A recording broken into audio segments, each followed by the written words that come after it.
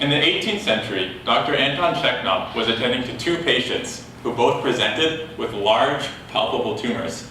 The two patients were identical in nearly every single way, except during the hospital stay, one patient developed a really nasty infection.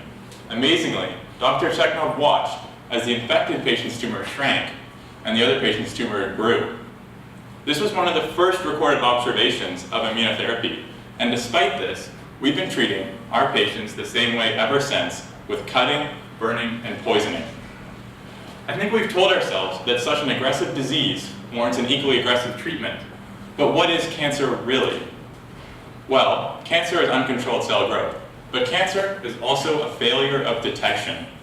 Tumors are full of immune cells, and which immune cells are inside the tumor plays a really important role in the ultimate life course of that tumor.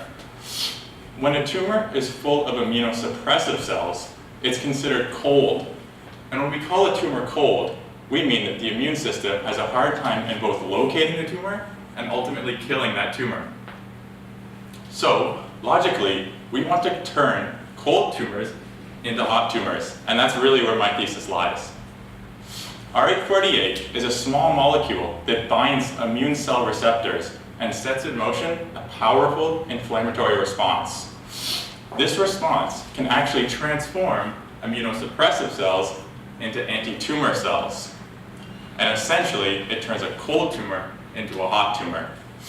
So, as you'd expect, we started giving R848 to mice who had cancer, but immediately there was a problem. R848 was activating immune cells all over the body, causing significant and global toxicity. So now, the problem was actually hiding R848 from the immune system until it reached the tumor cells. And to do this, we turned to liposomes. Liposomes are lipid-based, hollow spheres that can be loaded with drugs. Essentially, they act as little vehicles that the drug can travel in as it goes throughout the body. Importantly, which lipids you choose to make your liposomes with plays a really important role in how they behave in the body.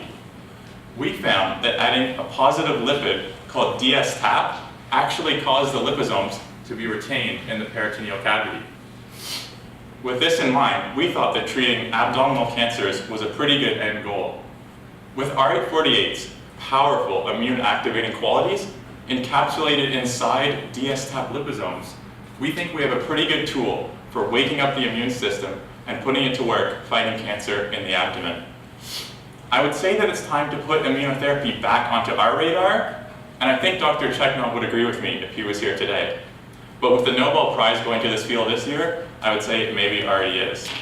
Thank you.